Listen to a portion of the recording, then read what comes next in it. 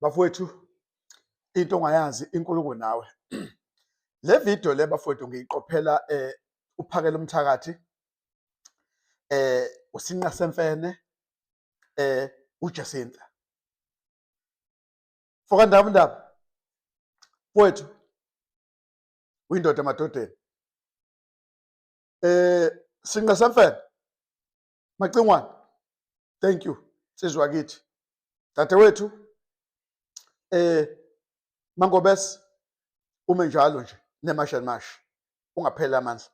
Foka ndaba nawe foka Macingwane, le video eyinu iqonde kunina ngqo bafowethu. Isizwe sesithembele nina. Isizwe abantu sebethembele nina. Abantu sebedlale kakhulu ama-politician.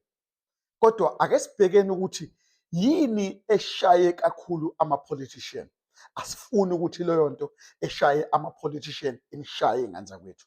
Ngiyacela Phakela Umthakathi, ngiyacela Sinqa Semfene. Bafowethu, imali bafowethu iyimpande yesono. Imali iyimpande yesono. Imali iyimpande yesono. Uyangizwa Phakela Umthakathi, nawe ngizwe, ngiphinde kathathu bafowethu.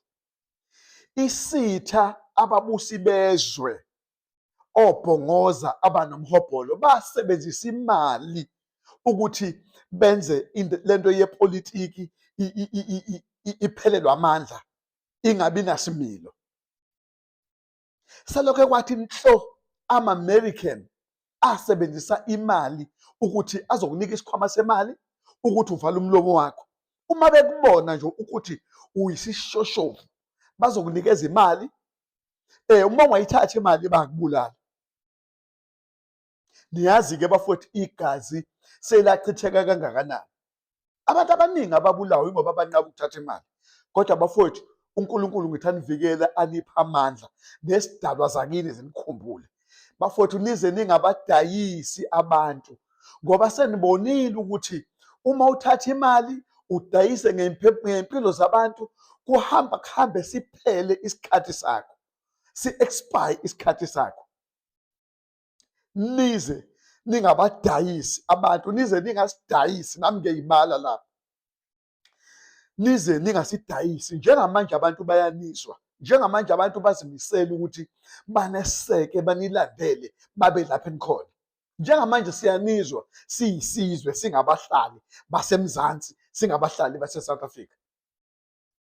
Ngizwe okamlando Mchunu, bafowethu, Phakela Umthakathi, foka ndaba, Jacinta, Mangobese, Zuma, bafowethu, nize ningayithathi imali. Ngiyanxusa, ngiyanicela, nize ningayithathi imali ngoba kunje indaba yokuthanda imali, yokugijimisa imali phambili. Nize ningayithathi imali. Siyazi bafowethu ukuthi isimo asimile kahle, sonke siyakwazi lokho.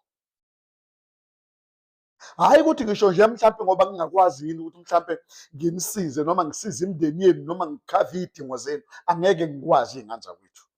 Nami nginey'dingo njengani, njengoba nani niney'dingo njengami. Kodwa bafowethu, ngiyanxusa bafowethu nobathathu ukuthi ningalinge nize niyithathe imali, ngoba isitha umenzi wokubi usebenzisa imali. Imali ayinasitha. Imali nje ayinaso nje sisodwa isitha. Bayazi ukuthi uma bengase nje bakhiphe ibhiliyoni elilodwa, kuthiwa dividend lobathathu, baqedile ngani, senizothula. Ngoba into eniyenzayo vese izozamazamisa umnotho wabo, laba benze umnotho ngegazi. Bafowethu, ngiyacela ukuthi nicabange impi yasesandlwana. Phakela Umthakathi, ngizwe, cabangani ngempi yasesandlwane bafowethu. Cabangani ngempi yaseNcome bafowethu, ngiyanicela, cabangani ngalezi zinto. Cabangani ngalezi zinto. Nize ningavumi ukusetshenziswa ninikezwe imali ukuthi nidayise ngabantu. Njengoba senisukumile manje nabona iy'nkumbulo zabantu ziyanilandela, abantu bafowethu ngempela bakhathele abantu bepolitiki.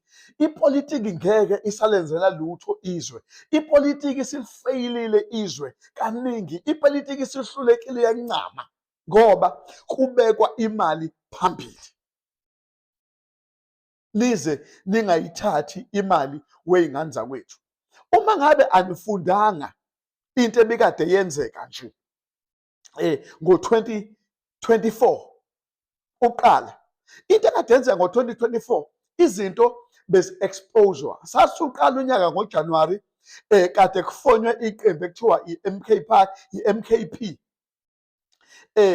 Kwaqala kwavela ukuthi ikhulu thizeni iy'phathimandla zibize zifuna ukubiza uZuma noma yifuna ukubiza ubani ukuthi akuhlanganwe eGoli kubekwa u-1.3 billion phansi ukuthi kukhulunywe ukuthi awuzukukhuluma lutho ngomhlaba, awuzukukhuluma lutho ngokunationalize kwamabhenke, awuzukukhuluma lutho ngokuxoshulwa amaphosa. Thola ukuthi thatha le mali. Umbaba uJacob Zuma wathumela uJabulani Khumalo ukuthi akayohlangana nalabo bantu. Ngiyakuzwa ngithini kuwena?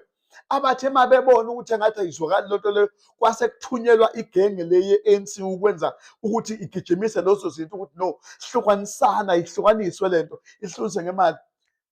Lalela, okwagcina kwenza ukuthi uJabulani Khumalo ezegcina ezephelele emoyeni ukuthi abe esinye isikhulu seze-ANC, yingoba wagcina eyithathile imali.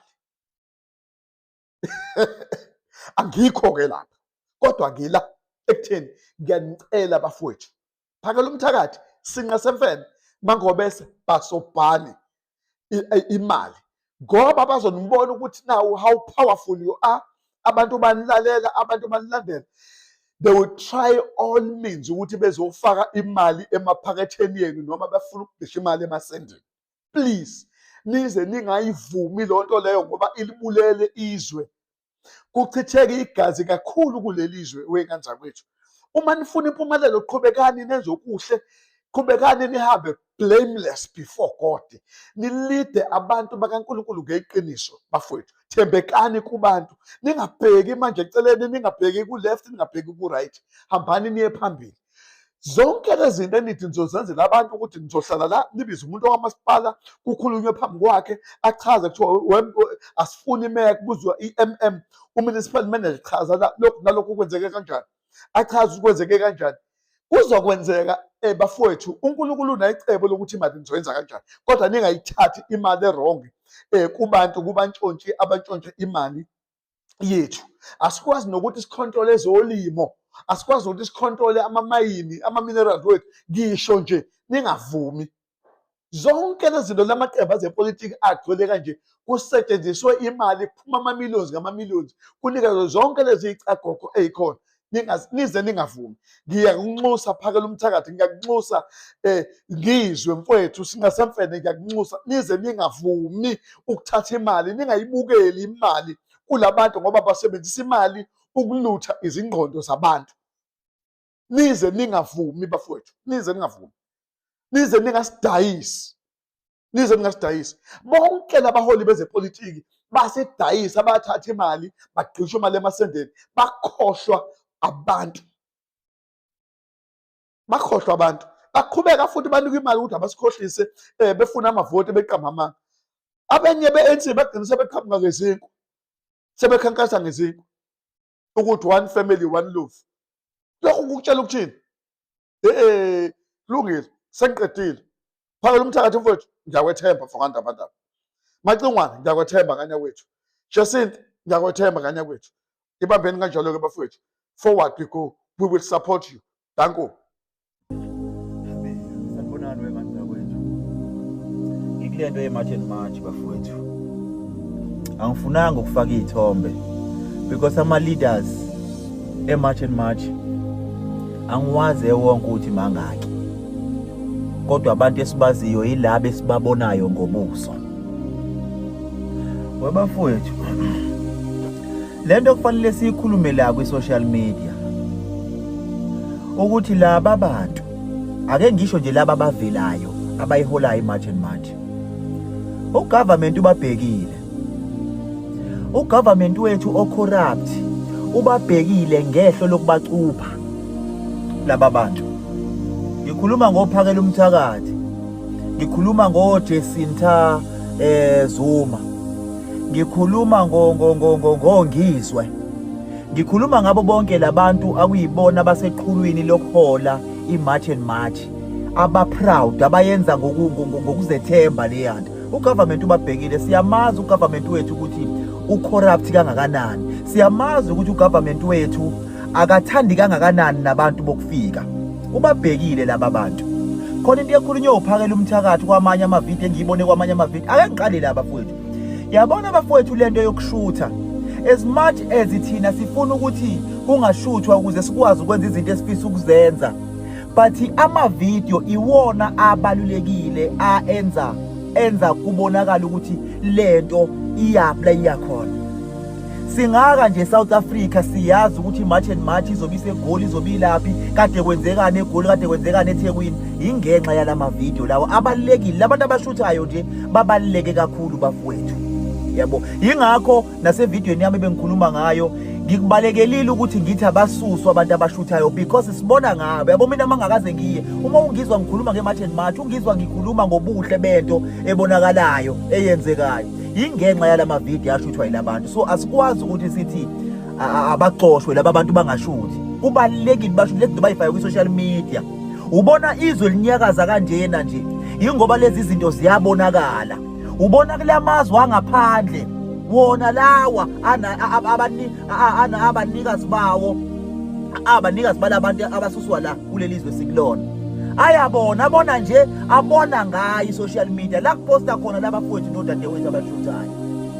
So nje ngiyacela mina abafowethu esayidini lami kukhona into eshiwo umphakathi, uPhakela uMthakathi, ngiyaxolisa, ethi ngeke ngisayishintsha ivideo ngishaka bheda kanjani sihambe kakhulu, ethi bafowethu kunabantu abadeploywayo, abathunywayo ukuthi babalandele ngoba kufanele babulawe. Siyamazi ugovernment wethu ukuthi unjalo. Laba bantu badinga iprotection kuthina. Laba bantu kufanele ugovernment azi ukuthi uma kungenzeka kwenzeka iphutha, kutholakala ukuthi uPhakela uMthakathi ulimele, noma uJesinta ulimele, noma uNgizwe ulimele, noma ubani omunye kwi-leadership yeMarch and March, kufanele azi ugovernment ukuthi siyazi ukuthi uye. Kufanele azi ugovernment ukuthi siyazi ukuthi uye othumela abo bantu ukuthi balimaze labantu. Niyasikhumbula isigameko esenzeka kubaba uZuma ngesikhathi eboshwa esikhothi kahamba ngisazi. Niyayikhumbula into eyenzeka kulowo nyaka? Yabona-ke kulesi simo bafowethu, isona simo la khona kufanele abantu babe protected ngaphansi kwethu ngoba ukho umthetho ozoba-protecta. Ayikho into ethi bazoprotecta ugovernment ngoba ugovernment vele against lento yeMarch and March. Ugovernment vele sihlukumezeka kangaka nje, akusetshenzwa, kunamsebenzi, akunalutho, kuyahlukunyezwa, kuyahlushekwa, abantu abamnyama bayahlupheka. Vele ugovernment uyakujabulela lokho, vele kuyisystem asebenza ngayo ukuze akwazi ukusilawula. So okwethu bafethu ukuprotecta labantu. Ukuprotecta labantu kwenzani? Ukuthi makuthiwa kiwa kwiMarch and March sikhombise ilaka lethu, sikhombise ukuthi siyayisupporta lento, sigcwala itheku njengoba kwenzekile eGoli, sigcwala amadolobha la kuthiwa kiwa khona, noma ngabe isey'ndaweni zasemakhaya sibe khona, ukuze ugovernment abone ukuthi mangingathinta labantu ngabe ngiyimoshile. Labantu bazoba protected ngaleyo ndlela nje ngoba ngeke silwe namuntu. Akekho umuntu osuke inkabi ethunyiwe ukuthi azobulala umuntu, awukwazi ukumbona ukuthi nanguke. Yabo, kodwa lokho kuzokwenza ukuthi namaplani abekhona athi ukuhlehla kancane ngoba iyaziwa idamage ezokwenzeka.